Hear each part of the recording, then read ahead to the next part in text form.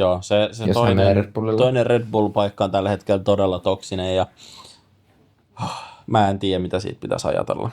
Sinne ei kukaan halua.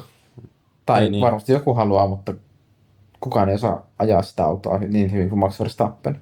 Jep. Joka tekee taas niin vaikeat arvioida, että kuinka hyvä se auto itse asiassa on. Onko Max vain älyttömän hyvä vai onko Red Bull ihan ok, mutta kukaan ei vaan pysty ajaa sitä siitä, millaiseksi se auto on rakennettu.